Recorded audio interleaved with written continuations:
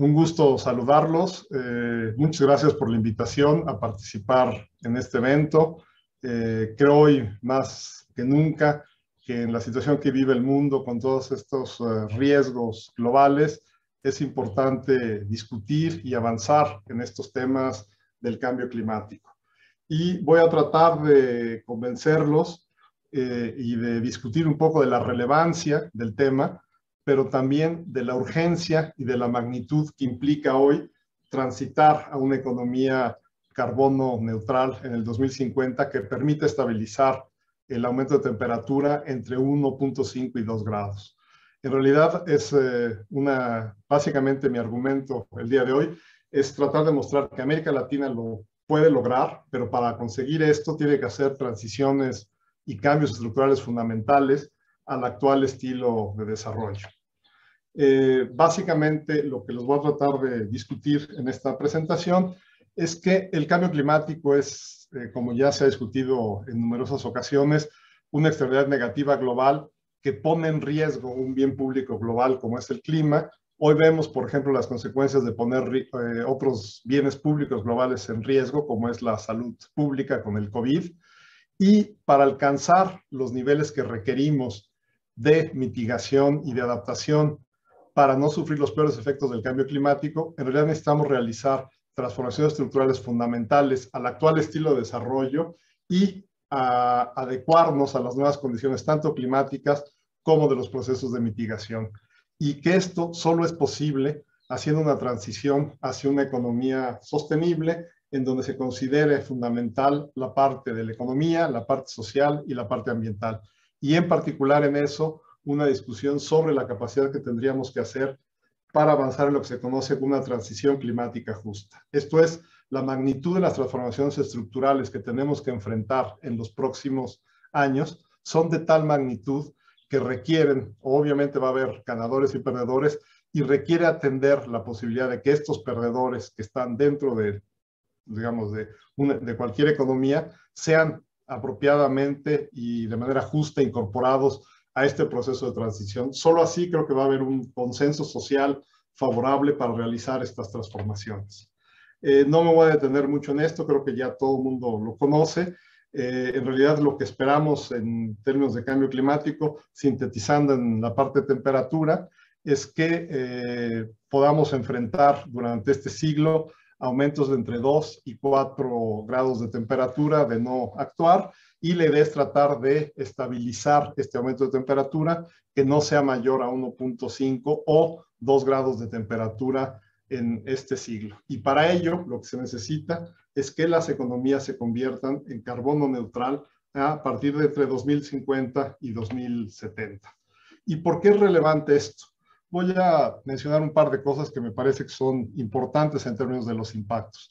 Hoy sabemos que el cambio climático tiene un conjunto de impactos en la economía más allá de los sectores que se consideran sensibles o que se consideraban inicialmente sensibles al cambio climático, como era la agricultura. Hoy sabemos que el cambio climático afecta en la productividad general de una economía, en el sector industrial, en la demanda de energía, en la demanda de agua, en los procesos de migración, en los conflictos, etcétera, etcétera. Pero más aún sabemos que estos impactos no son lineales, tienen un comportamiento no lineal, lo que significa que hay puntos en donde se van a volver mucho más intensos estos impactos y en donde puede ser que lleguen a lugares donde sean irreversibles. Esto lo vemos, por ejemplo, en la, digamos, la parte hoy con los glaciares que se están reduciendo y que pueden ver un momento en que ya no se recuperen. Y podemos pensar en términos de glaciares que en muchos lugares de América Latina los glaciares son relevantes para ofrecer agua a las zonas residenciales o a las zonas urbanas en Perú, etcétera. Si no detenemos esto, en realidad es probable que entremos arriba de estos 2 grados en estos procesos de no linealidad y en estos efectos de irreversibilidad que resultan particularmente preocupantes. Hoy hay una gran cantidad de estudios sobre el cambio climático. Solo voy a concentrarme en algunos que han salido recientemente en la literatura. Más o menos aquí podemos ver, ante el aumento de la temperatura, cuáles serían los impactos que tendría el cambio climático. Yo creo que una cosa que vale la pena destacar, sin entrar en discutir los detalles de los estudios, es que toda esta literatura que ha empezado a surgir a partir del 2010, más o menos, sobre la nueva economía del clima, empieza a encontrar en diversas partes que los impactos del cambio climático pueden ser particularmente significativos. Esto es que con aumentos de más de 3 grados de temperatura, podríamos estar claramente por arriba de 10 puntos porcentuales del PIB. Uno de los estudios más citados en años recientes es el de Burke, que considera que podría haber pérdidas entre, cuando lleguemos a 4 grados de temperatura, de alrededor del 23% del PIB. Y que en realidad estas pérdidas que parecían pequeñas, entre 0 y algo del PIB, hoy las empezamos a identificar mucho más arriba del 5% del PIB. ¿Y qué tenemos que hacer para que esto no suceda? Haciendo una cuenta muy fuerte o muy gruesa de cómo va la parte de emisiones y temperatura, haciendo, digamos, algunos brincos un poco fuertes, pero que creo que explican la situación o ilustran la situación. Sabemos que si tenemos alrededor de 450 partes por millón, es muy probable que tengamos 80%, casi 80% de probabilidades de que tengamos un aumento de 2 grados de temperatura. Hoy sabemos que estamos un poquito arriba de 400 partes por millón y que estas suben alrededor de un poco más de 2 partes por millón cada año.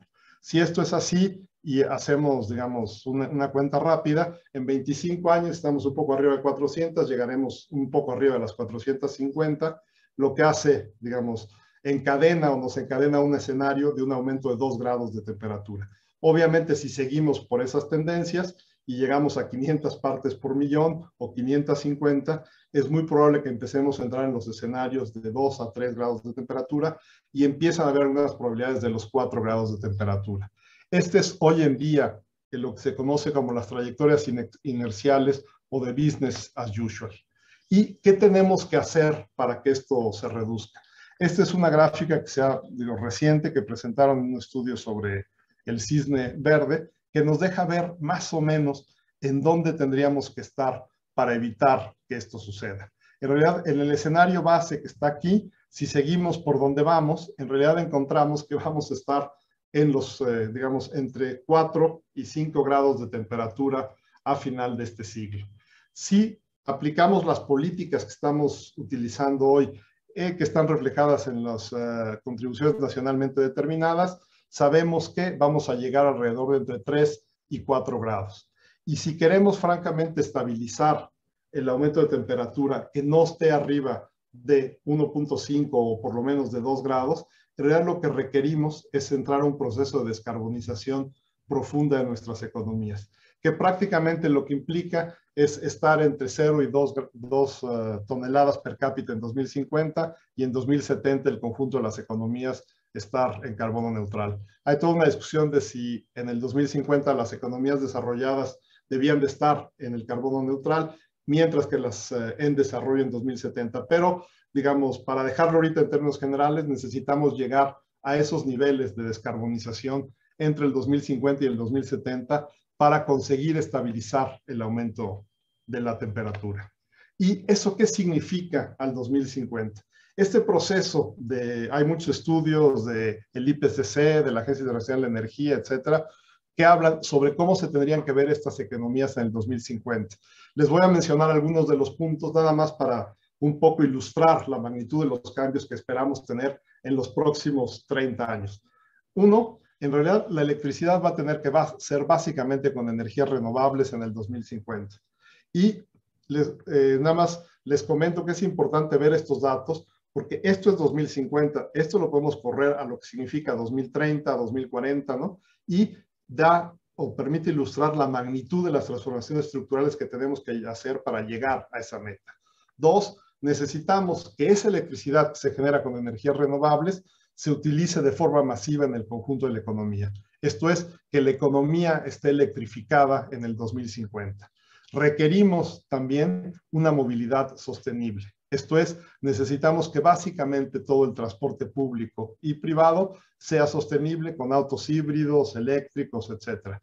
Y cuando vemos estas cuentas, en realidad, y las lanzamos un poco hacia atrás, encontramos que requerimos, por ejemplo, que estemos vendiendo entre el 35 y el 50% de los autos nuevos en 2030, ya sean de esta flota eléctrica o de una flota vehicular, digamos, no contaminante.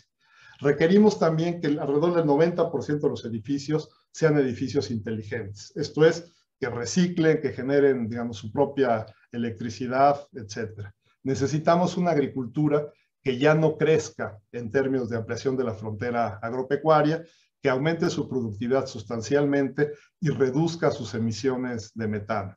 Esto significa transformaciones fundamentales. Hoy se discute qué implica esto, si los niveles de productividad son posibles, si esto significa alguna reducción o modificaciones en las dietas de la parte de carne, etcétera. 3 o 4, necesitamos que los ecosistemas, los bosques y la biodiversidad se preserven y que se desarrolle algún tipo de relación virtuosa entre el desarrollo de la parte agropecuaria y la parte de la preservación de estos ecosistemas. Requerimos una nueva infraestructura energética, de transporte, de movilidad, etcétera. Requerimos también, para hacer todos estos efectos, una nueva matriz de servicios públicos. Requerimos que los residuos sean tanto recolectados como manejados apropiadamente y muy probablemente vamos a enfrentar diversos incentivos económicos asociados a reformas fiscales verdes que tienen que ver con impuestos al carbono o políticas de fomento.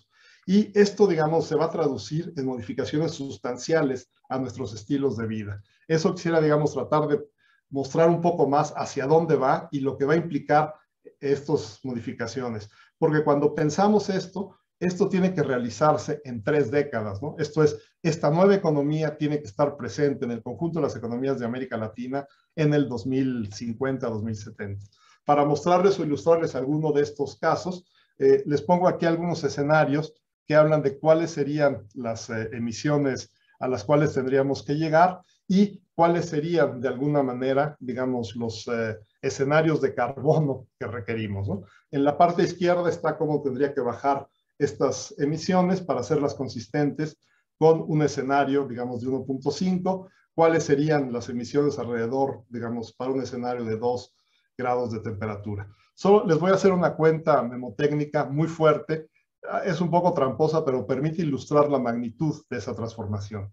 Hoy en día sabemos que emitimos alrededor de un poco más, digamos, de donde estamos hoy, alrededor de 40 por aquí, ¿no? Un poco arriba de las gigatoneladas que estamos emitiendo. Si pensamos en esto en términos globales, y sé que somos un poco más, pero supongamos que somos 7,000 millones de habitantes del planeta en el 2020, en realidad eso significa que estamos teniendo alrededor de 6 toneladas per cápita. Si en el 2050 somos 9,000 millones de habitantes y requerimos estar por abajo de 20 gigatoneladas de emisiones, esto significa, en términos prácticos, que requerimos estar en 2 toneladas per cápita o 1 tonelada per cápita para empezar a hacer viables los escenarios de mitigación. Esto significa que en los próximos 30 años tenemos básicamente desacoplar la trayectoria de crecimiento de las emisiones del estilo de vida que tenemos para reducirlo sustancialmente.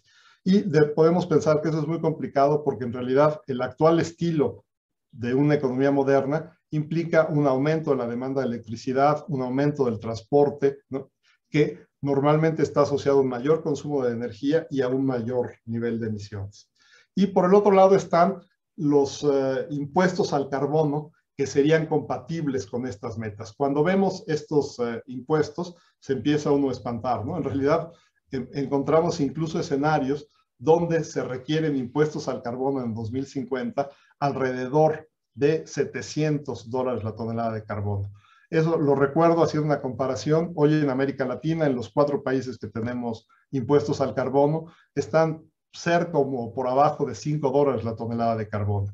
Esa es la magnitud del incentivo económico que va a venir en la parte de precios al carbono.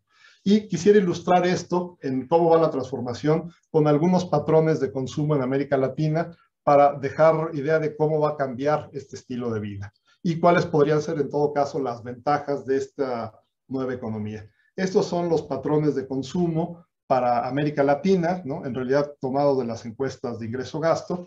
No me voy a detener mucho en ellos, pero obviamente la parte de Uruguay, digamos, de alimentos es una parte relevante, ¿no? Hay otra parte que es menor, la parte, digamos, está la parte también de comunicaciones y transporte, etcétera.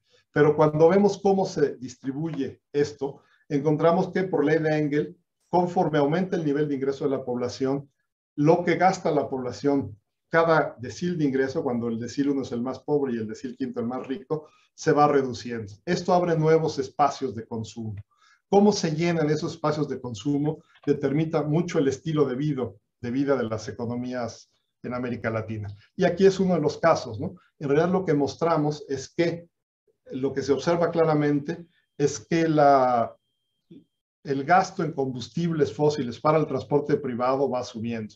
Y esto también se puede mostrar en educación y en salud. Esto es, en América Latina, conforme la gente empieza a tener más dinero, hace un proceso de migración del transporte público al privado, de la salud pública a la salud privada y de la educación pública a la educación privada.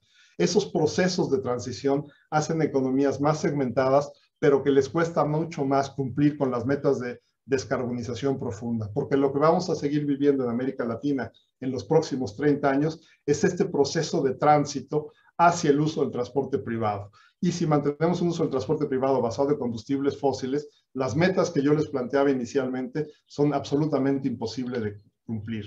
Esto significa que tenemos que actuar de manera radical, pero creo que no necesariamente lo tenemos que ver de una manera negativa esto, sino que hay algunas opciones que parecen positivas. Esto es para el caso de México, para ilustrarlo, más o menos cómo está la estructura hoy de gasto del conjunto de la economía. Y quisiera destacar dos cosas nada más. La electricidad representa alrededor del 6% del gasto y el transporte representa alrededor del 18% del gasto. Si nosotros hiciéramos, para exagerar, ofreciéramos a las casas energías renovables a precios accesibles y baratos, como alguien alguna vez lo decía, una vez que uno tiene el panel solar, el resto es prácticamente gratis. En realidad, este proceso de transición a generar una electricidad masiva a través de energías renovables y una electrificación del conjunto de la economía, tanto en industria, actividades agropecuarias y transporte, podría ser benéfica para el consumidor porque estaría incidiendo sobre más del 23%, por ejemplo, de lo que está gastando. Si nosotros pudiéramos reducir ese gasto en la mitad, es como ofrecer un aumento a el conjunto de los hogares en la economía mexicana de alrededor del 15% más de lo que están ingresando. Si esto fuera factible, en realidad esta transición que parece es urgente y de una magnitud impresionante, sería factible en la medida que podemos generar un consenso social a favor de una transición justa basada en ofrecer al conjunto de la sociedad diversas ganancias económicas de un estilo de vida nuevo que sea mucho más compatible con un desarrollo sustentable. Tendríamos que pensar en ese sentido que en el futuro no podemos pensar en la idea de primero crecer para luego volverse verde, sino que por el contrario es volviéndose verde que uno puede seguir creciendo y generar un proceso que favorezca al conjunto de la población en América Latina. Muchas gracias.